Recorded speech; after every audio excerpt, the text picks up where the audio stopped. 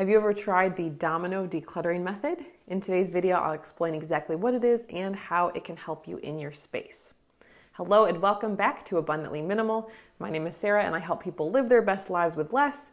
And today we're talking about the Domino Decluttering method. And no, I'm not talking about decluttering your dominoes. Of course, if they are, something you have in your house that you no longer use, maybe it's worthwhile to let them go. But we can use the theory behind dominoes, or essentially how dominoes work, as a helpful approach to help us when we are trying to declutter.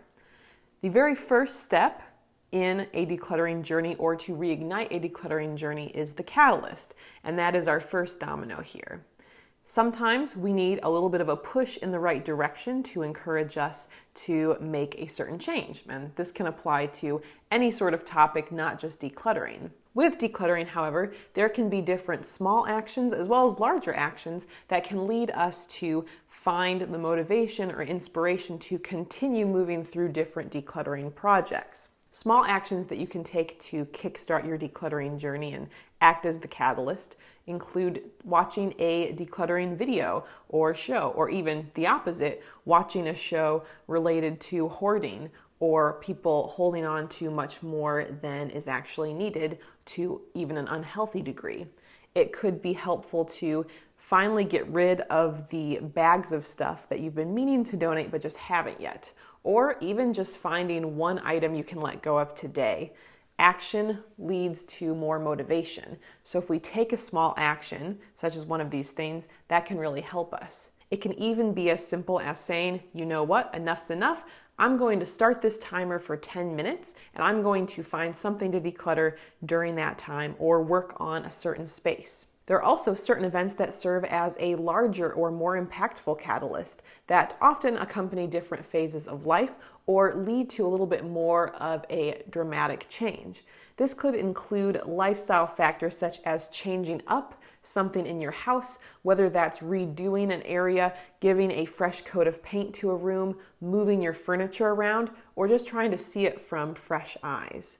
Maybe it has to do with letting go of a really large object from your space that totally changes the feel of a certain room. Maybe these aha moments or realizations actually come from you traveling elsewhere, remembering what it's like to live in a hotel room for a few days and to take that mindset back to your home and thinking about what's actually needed. Maybe being in other people's homes when you're visiting them can be a catalyst. Maybe you don't like the way they're living, or you really like the way you're living and want to be more or less like that. Maybe someone will be coming over, or there's just some sort of external pressure that's motivating you to take action.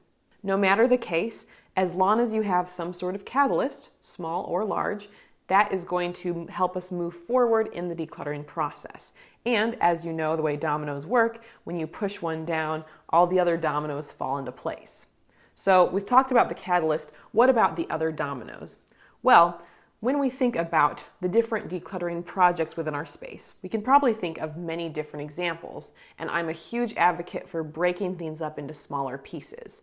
Don't just look at your bookshelf and think you have to do the whole thing. How can you break that bookshelf down into smaller pieces so it's more manageable? Remember, we don't want to overwhelm ourselves and lead to discouragement and creating a bigger mess that just feels too impossible to deal with. So breaking things up, we also want to think about projects that are easier first, and then we can build momentum as we go forward. To give an example, let's say the second domino here is your bathroom, and you go through it to declutter, the items that don't belong there, maybe unused or not so great toiletries and personal care products. Maybe you've got some makeup in there. Whatever it is, you work through that. Well, after you finish that project, you'll likely feel very motivated, and you might even have opened up some extra space in your bathroom, which you could choose to keep open. Or you could move on to the next project and decide you're going to go through your linen closet and see if you've got some extra bath linens that you no longer need, or maybe even items that you wish to move into the bathroom that you had forgotten about or want to have more accessible to you. Well, after you go through that project of the linen closet, maybe you then start to realize you want to go through your own closet and see what types of items you're storing there. Of course, all our homes are different. Maybe you don't have a linen closet, but you can jump to whichever location around the home has the items that make sense to tackle next after you've built momentum from that first project. Let's do another example of the entire chain here, starting with the catalyst about something small. Let's say you are wearing some shoes of yours and you realize that they have become too worn out to wear, or they're broken and they will no longer be suitable to wear in the future. Maybe that's your catalyst, which then inspires you to take a closer look at the shoes that you have. Maybe you decide to gather up the shoes in your space and try them on, check them out a little bit to see if you have a worthy replacement for the shoes that you have. Well, while you're going through your shoes, you might identify shoes that you haven't worn as much as you want, or shoes that you don't think you'll actually ever wear again, and you might identify some shoes to let go of. While you do that, you might also think about different accessories that you have that maybe went with certain types of shoes. Is it possible you have a pair of shoes that only works with one outfit combination or one specific accessory? If you don't really wear that unique outfit anymore, why not let that go? Going through these accessories then might lead you to look at other items you're storing in your closet or other parts of your wardrobe. As you're going through, you might think about some seasonal factors. You might think about whether these clothes reflect the style that you wish to keep or maintain going forward. While you're going through your clothing items in your closet, maybe you also decide to take a look at your coats or outerwear, which might be in the coat closet. And while you're there, you might happen to stumble upon some other items. With this in mind, one decluttering project leads to another.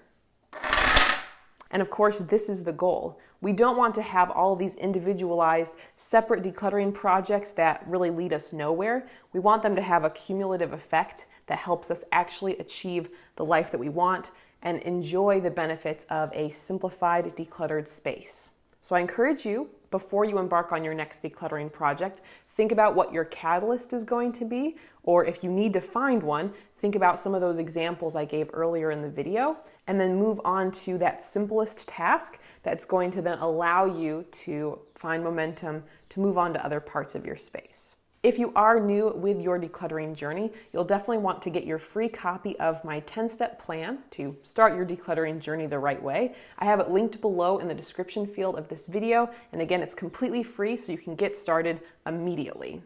Thank you so much for watching this video. If you're new around here, consider subscribing right up here and check out some of our past videos here. We'll see you next time. Bye.